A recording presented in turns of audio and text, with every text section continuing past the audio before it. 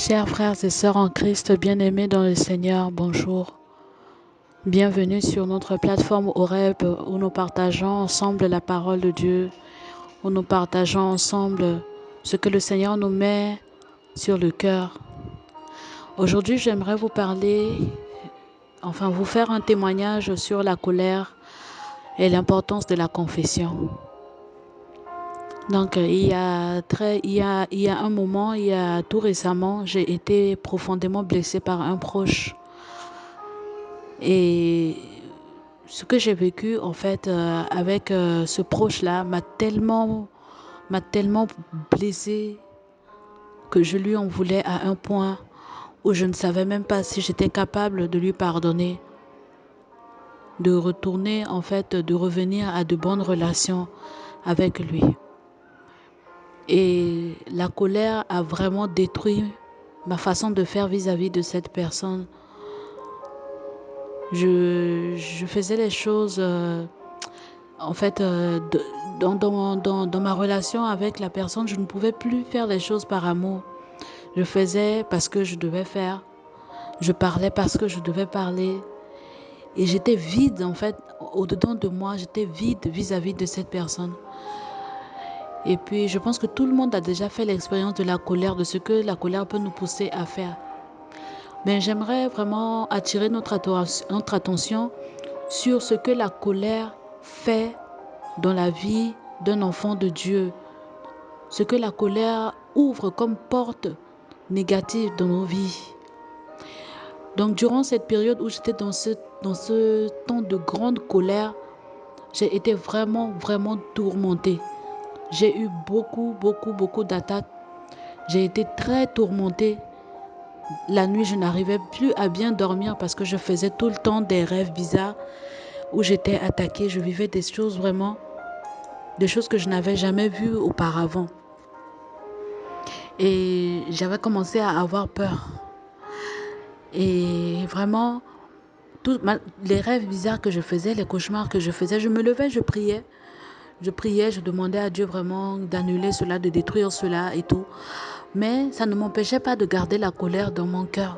Ça ne m'empêchait pas de garder la colère. Et c'était une porte ouverte en fait à l'ennemi qui manipulait ma vie, qui me manipulait par ses cauchemars, par ses mauvais rêves.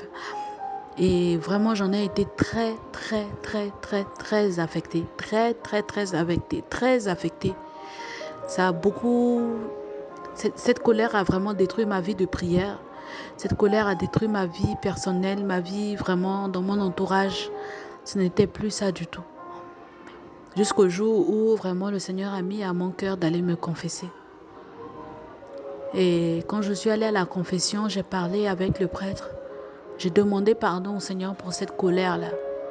Et j'ai expliqué au prêtre ce qui s'est passé. Et j'ai demandé au Seigneur vraiment de m'aider.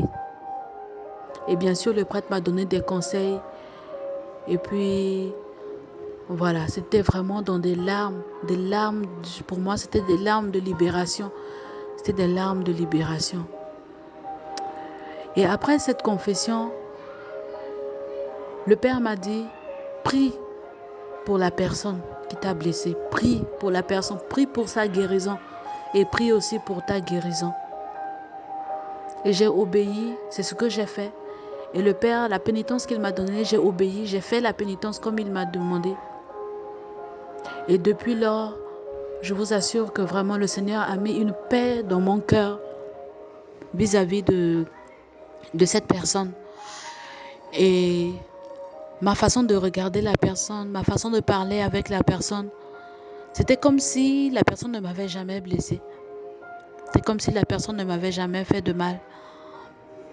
Et je dors mieux.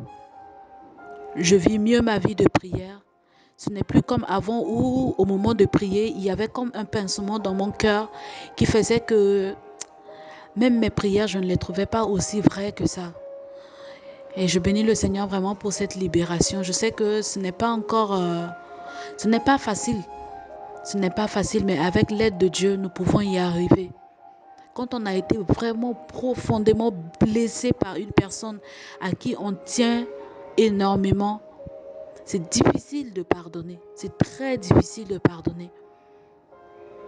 Mais demandons au Seigneur la grâce de ne pas nous laisser influer, de ne pas nous laisser dominer par la colère.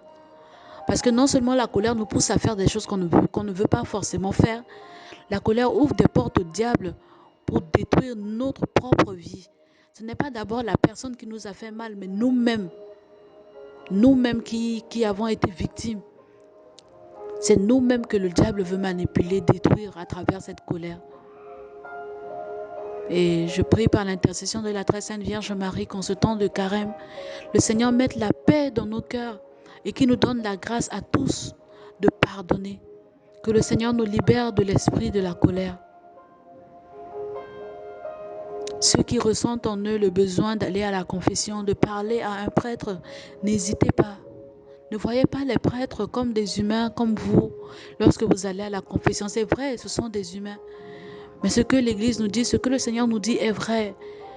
Lorsque le prêtre se tient là pour la confession ou pour la messe, ce n'est plus lui en tant qu'humain, mais c'est Dieu qui en lui agit. N'ayons pas peur d'aller nous confesser, d'aller parler à nos prêtres. Dieu leur a donné une onction spéciale, une grâce qui fait que au moment où il le faut, le Seigneur met dans leur cœur, le Seigneur leur donne les mots qu'il faut pour nous consoler, pour nous restaurer, pour nous guérir. Soyez bénis dans le nom de Jésus. J'espère que ce message vous a fait du bien. Que le Seigneur nous garde et nous protège tous. Amen.